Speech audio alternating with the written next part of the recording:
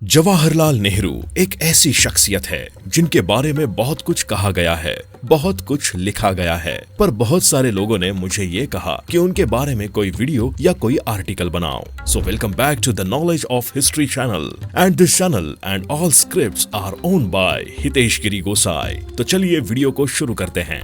मैंने जवाहरलाल नेहरू के बारे में इंफॉर्मेशन कलेक्ट की। उनकी बहुत सारी कंट्रोवर्सी हुई है। देश के एक वक्तव्य का ऐसा भी कहना है कि वो बहुत अच्छे नेता नहीं थे, अपने कार्यकाल में इतने प्रभावशाली नहीं थे, और कुछ लोगों का ये भी मानना है कि वो एक बेहतरीन नेता थे। तो सच्चाई आखिर क्या है, आज जानने की कोशिश करेंगे द नॉलेज ऑफ हिस्ट्री में। और यहाँ पर ना तो मैं जवाहरलाल नेहरू के बारे में ये बताने का प्रयत्न करूंगा कि वे अच्छे हैं या बुरे थे। सच्चाई ये है कि कोई भी इंसान दुनिया में 100% अच्छा या 100% बुरा नहीं होता। क्राइम अलग है, मैं क्रिमिनल की बात नहीं कर रहा हूँ। जो कोई क्राइम करता है वो 100% बुरा है, लेकिन मैं आपके और मेरे जैसे या इस देश के किसी पद या कोने में बैठे एक सामाजिक इंसान की बात कर रहा हूँ, जिसे कई सारे डिसीजन लेने होते हैं, और वही डिसीजन किसी लोगों के लिए अच्छे होते हैं और वही डिसीजन कई लोगों के लिए बुरे साबित होते हैं। तो आज मैं आपको जवाहरलाल नेहरू के जीवन की 2 घटनाएं, 2 पॉइंट बताने जा रहा हूँ, जिसमें से एक पॉजिटिव है और एक है निगेटिव।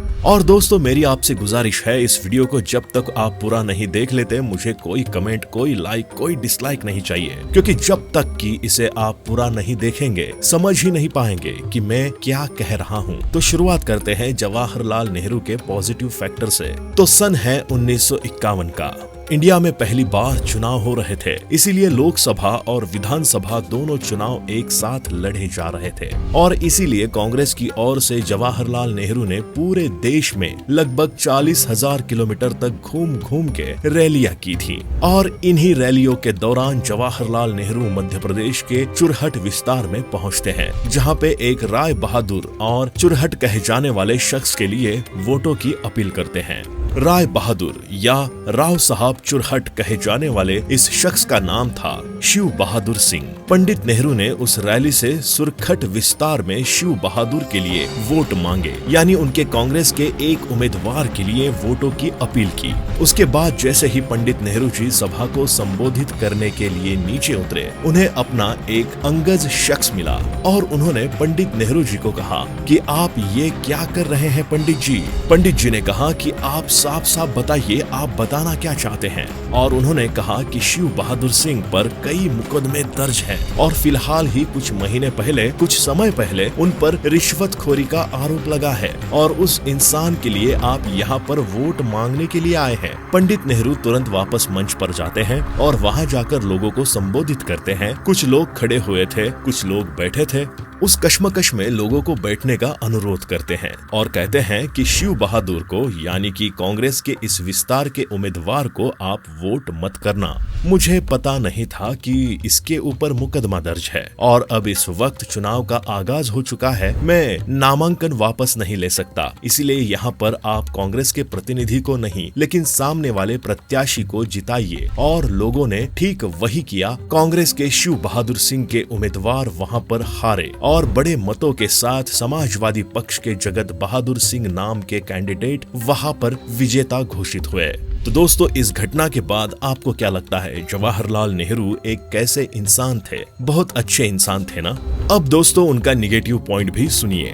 वो जवाहरलाल नेहरू ही थे जिनके कारण सिंधु समझौता हुआ। एक बार तो चीनियों ने जब भारत में घुसपैठ की, तब विरोधी पार्टी के एक सांसद ने उनपे सवाल उठाया कि आप ये कैसे सह सकते हैं।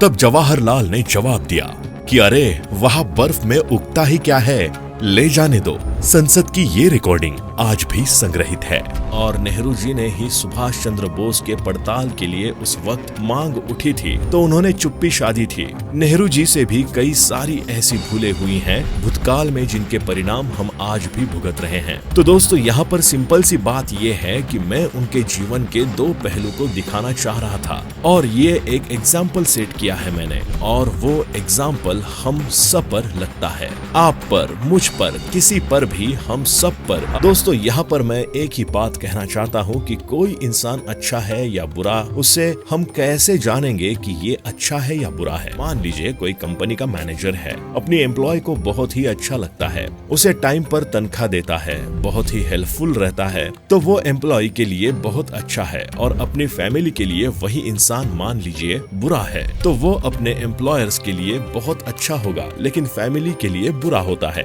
और वही इंसान फैमिली के लिए अच्छा है लेकिन एम्प्लॉयज को टाइम पर तनख्वाह नहीं देता, उनको कभी भी नेग्लेक्ट करता है, बार बार नीचे झुकाता है, एम्प्लॉय के लिए वो बुरा इंसान है। तो यहाँ पर दोस्तों बात ये है कि आप अपने कार्यकाल में कहते हैं कोई एक नेता है, वो अपनी पर्सनल लाइफ में जो भी है लेकिन देश के लिए वो अच्छा काम कर रहा है, परफेक्ट डिसीजन ले रहा है, तो जनता के लिए वो अच्छा है। हमें वो चाहिए। लेकिन कोई नेता अपने पारिवारिक जीवन में या पर्सनल जीवन में खुद बहुत अच्छा है लेकिन कई सारे डिसीजन ऐसे ले लेता है जब देश को उससे भरपाई करनी पड़ती है, देश को उससे नुकसान होता है, देश को बड़ा घाटा होता है, तो वो नेता जनता के लिए राइट नहीं है, वो उस पद पर नहीं होना चाहिए। सिंपल सी बात है, मैं किसी भी नेता की बात नहीं कर रहा हूँ, मैं सिर्फ एग्जाम्पल दे रहा हूँ जवाहरलाल नेहरू के बारे में। इसीलिए बताया क्योंकि उनकी जीवन की ये दो घटनाएं हैं जो अलग अलग पहलू हैं। वो 100% देशभक्त है, हमारे देश के स्वतंत्रता सेना से वे जुड़े थे और वो इस देश की लोकशाही के भी पुजारी थे। एक टाइम इंदिरा गांधी लोकशाही से चूक गई थी, उन्होंने इमरजेंसी लगा दी थी, लेकिन जवाहरलाल नेहरू अपने जीवन काल में ऐसे पसंद आए थे, फिर भी वो लोकशाही को पकड़े रहे। इंदिरा गांधी ने लोकशाही को छोड़ा, लेकिन कुछ मामलों में इंदिरा गांधी भी बहुत अच्छी थी। और वैसे ही नरेंद्र मोदी को ले लो या अटल बिहारी वाजपेयी को ले लो, उन्होंने देश के लिए बहुत सारे अच्छे काम किए हैं और कुछ लोगों के लिए कई डिसीजन गलत भी लगे हैं। तो यहाँ पर हर एक इंसान के दो पहलू होते हैं, आपके भी, मेरे भी, हम सबके। लेकिन हम बार बार रिपीटेडली कौन सी चीज करते हैं, अच्छी या बुरी, उससे हमारा एक पर्सनालिटी, उससे हमारा एक व्यक्तित्व खड़ा होता है और वो दूसरे इंसान में एक ही इंप्रेशन हमारी खड़ी करता है, उनको हमारे बारे में अच्छा या बुरा कहने में। तो हमारे सामने जो इंसान है वो हमारे लिए क्या महत्व रखता है, हमारा उसके साथ कैसा रिश्ता है, अगर वो रिश्ता, वो काम, वो जिम्मेदारी वो इंसान निभाता है तो वो हमारे लिए अच्छा है। तो बात दोस्तों यहाँ पर यही है कि हमने जो भी जिम्मेदारियां ली हैं, उसे हम अगर शिद्दत से निभाते हैं, उसे हम फुलफिल करते हैं, तो हम अच्छे इंसान हैं। तो दोस्तों जवाहरलाल नेहरू किसी नेता या मेरे बारे में या किसी के भी बारे में अच्छा या बुरा सोचने के लिए आप स्वतंत्र हैं। आप अपने दिमाग से, आप अपनी राय से ये सोच सकते हैं कि सामने वाले इंसान आपके लिए क्या महत्व रखता है। मैं यहाँ पर भी इंफॉर्मेशन, एक नॉलेज का चैनल चलाता हूँ और अगर मैं आपको रॉन्ग डायरेक्शन में ले जाता हूँ, रॉन्ग इन्फॉर्मेशन देता हूँ, तो मैं बुरा हूँ, मेरा चैनल बुरा है। लेकिन अगर मैं आपको राइट डायरेक्शन में ले जा रहा हूँ और आपको सही इन्फॉर्मेशन देता हूँ, सही चीजों से अवगत कराता हूँ, तो मेरा चैनल अच्छा है। तो बस सिंपल सी बात है दोस्तों कि हमें यही समझना है कि सामने वाला इंसान अपने कर्तव्य में, अपने कार्य में, अपने जिम्मेदारियों में खरा उतरता है या नहीं। तो दोस्तों आज के लिए बस इतना ही। इसके बारे में आपका कोई भी सुझाव है या कोई भी क्वेश्चन है तो मुझे कमेंट करके जरूर बताएं। और अगर आपको हमारा ये वीडियो पसंद आया हो तो वीडियो को लाइक करें, शेयर करें और ऐसे ही एपिसोड्स देखने के लिए हमारे channel the knowledge of history को सब्सक्राइब कर ले। मिलते हैं आपसे नेक्स्ट वीडियो में, तब तक के लिए गुड बाय।